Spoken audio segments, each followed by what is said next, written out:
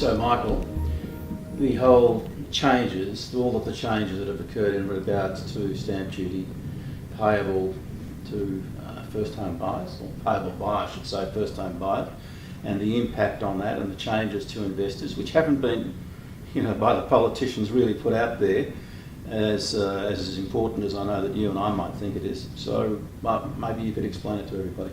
Yeah, definitely. There's been major changes or announcements made in the last 2 weeks.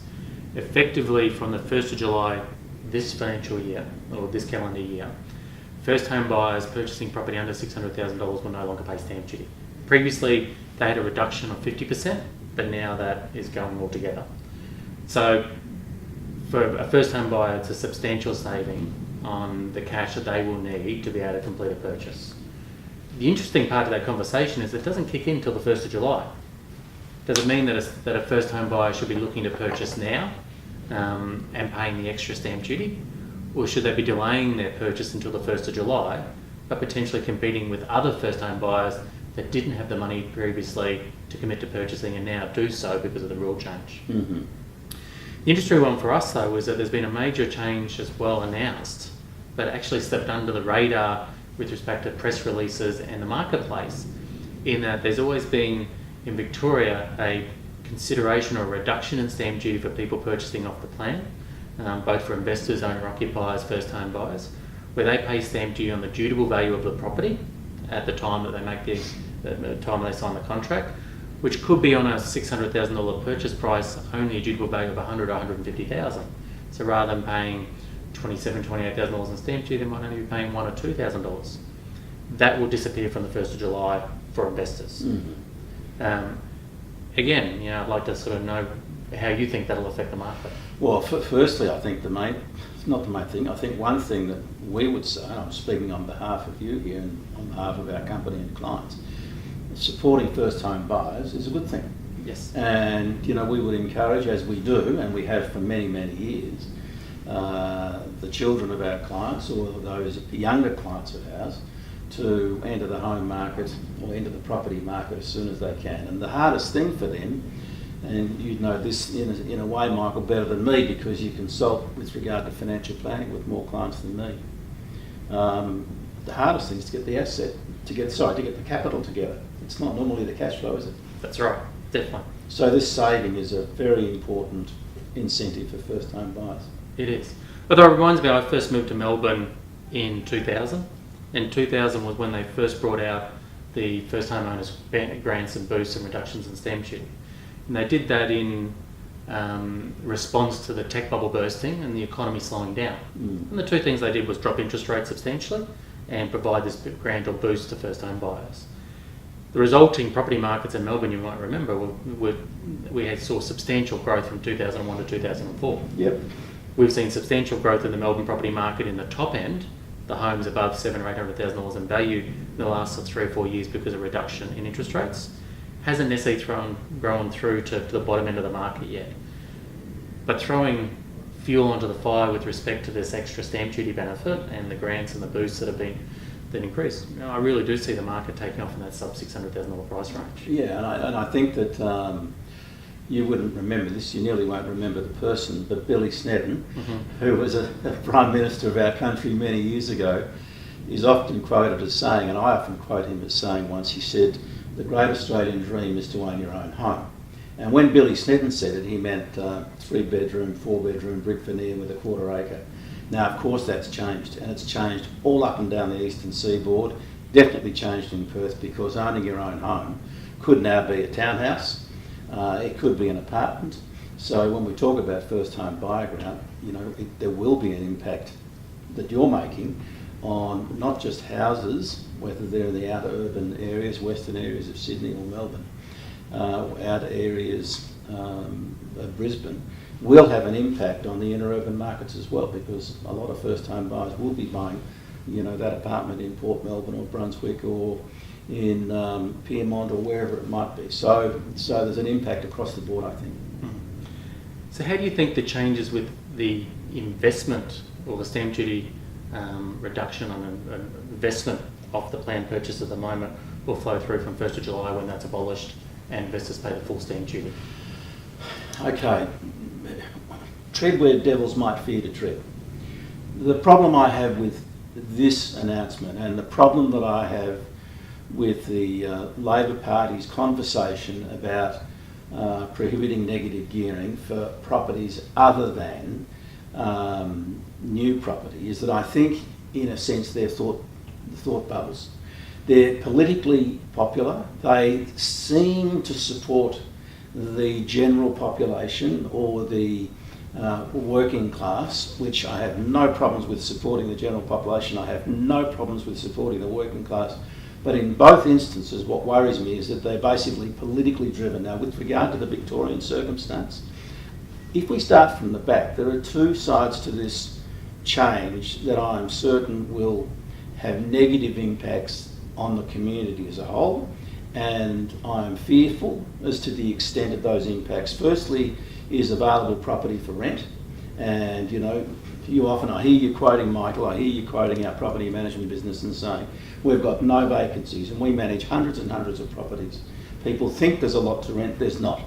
And so that's the first area that I think it hasn't been taken into account by changing the circumstances for stamp duty for investors and not allowing them to pay at the price of the land at the point they purchase. The second issue is the construction industry and accompanying consultancy industries, whether architects or whatever.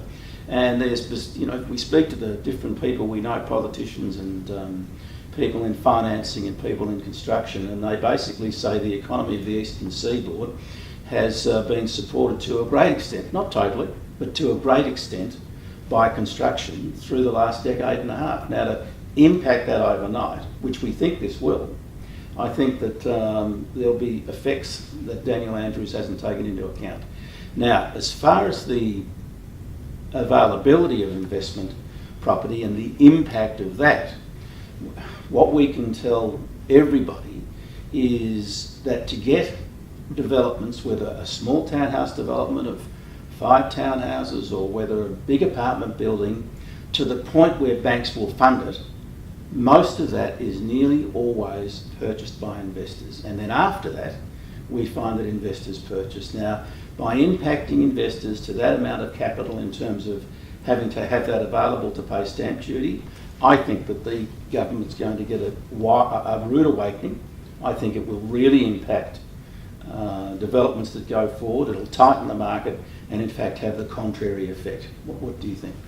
Well, I think combined with the fact that there's a foreign stamp duty tax of 7% on foreign investors purchasing. Maybe explain that to people, Michael. That's right. So foreign investors in current rule changes, if they purchase property in Victoria, they can only buy property that's brand new, not yet lived in. So they're restricted to actually purchasing typically off the plan property or new property. They now pay a penalty stamp duty of 7%. If we combine that now with they don't get the reduction in stamp duty that an investor would, they'll be paying the 5.5-6% stamp duty as well. So effectively, for a Chinese investor to purchase in Melbourne, and typically they will buy in a high-rise tower, they're paying a 13% tax. So on a $700,000 purchase, it's $100,000. Now, it's not a case where they can only buy in Melbourne, and some will buy in Melbourne because of family considerations or university or need or desire. But they can easily take that money and go elsewhere, whether it be Perth or Queensland, where stamp duty is substantially lower and that there's not these penalty taxes, whether that be the US or Canada. So effectively, I see that the difficulty in getting a tower out of the ground, which does provide a lot of rental opportunities for people in Melbourne, is going to get substantially more difficult. You combine with the fact that it's harder for Chinese investors to fund their purchases, through bank lending, and it's harder for them to remove the money out of the market, out of the Chinese market. So I really do see, maybe not affecting that 5-unit townhouse development, but definitely some of the towers that we've built in Melbourne that have 2, 3, 4, 500 apartments in that supply the rental accommodation that tenancy needs could disappear. Yeah. We've currently got a 1.7% vacancy rate in Melbourne for tenancy, which is the lowest it's been for 10 years. If you take out a substantial amount of supply into the market into the future from that specific size or space, combining that with the population growth, Melbourne's population grew at 123,000 people last year, the highest ever, and the highest in Australia. You combine those two things, then we are going to see some rental traumas. We're going to see substantial rents increasing, and a very low vacancy rate to a point where unless you know somebody, you are not going to get a property to rent. And what you were referring before, and may not have explained myself appropriately, Michael, but most definitely there will be property development that doesn't go ahead. I think for our investor clients in the medium term, let's say out to 5 years, that's a very positive thing because of the changes. But it's going to have a negative impact in regard to what the government's trying to achieve, and it just concerns me. But there is another point to mention, and that is because it is the 30th of June, that for any persons that might like to invest within the next 12 months, they can get the advantage of the concessions, and they should most definitely be thinking about doing it now. So you think that's the opportunity? We've got a window of time. To 3 months. That's it, where we buy today, Yep. we pay one rate of stamp duty as an investor, Yep. ticks over on the 1st of July and we see a substantial increase in the rate of stamp duty that's small payer, which effectively is an opportunity cost. It's equity or capital that you're using Yep. that you can't put into other investments and get a return on by looking at other things. And I think sometimes people think stamp duty is a given right of a community or governments to charge. But if you think of it as your money, and as you said, as equity, and let's pretend we put $30,000, instead of paying stamp duty, we put it into a property, which would enable us to easily, at a loan to value ratio of 70-30, to borrow 100,000. So that's 100,000 we've been stopped from investing in property for 10 years, and it would be an absolute reasonable expectation that that 100,000 would double within a 10-year period. So that means because that person paid the stamp duty after the 30th of June, they've lost 100,000 over 10 years. So the opposite occurs if they save that 30,000 in stamp duty. They can put it into the property, buy more property. Yep. And that's got to apply for self-administrated funds as well, where Yep. you've got a limitation to capital. By using some of that to pay stamp duty, which is just a tax, you are taking away from future opportunities. Exactly. And I suppose the way we would like to discuss these things and confer them on our clients is to say, we're not saying rush in and buy and hurry. It has to be appropriate for their circumstances. It's got to be correct. But there is a very real opportunity in the next 3 months to save $20,000 to $30,000 to $40,000 and put it into an investment property.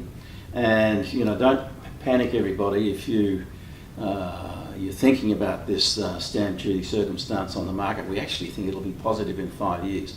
Negative for the community, but positive for you as property investors. So, Michael, given the things we've been talking about, what should people do in terms of their particular situation? I think it's important always to get professional advice. So I think it's a matter of contacting your advisor, which could be us, and sitting down and having a look at your individual circumstances and working out a strategy. That strategy might be it's attractive to purchase now between now and the 30th of June because that'll get you a better result than waiting until the 1st of July. Yeah.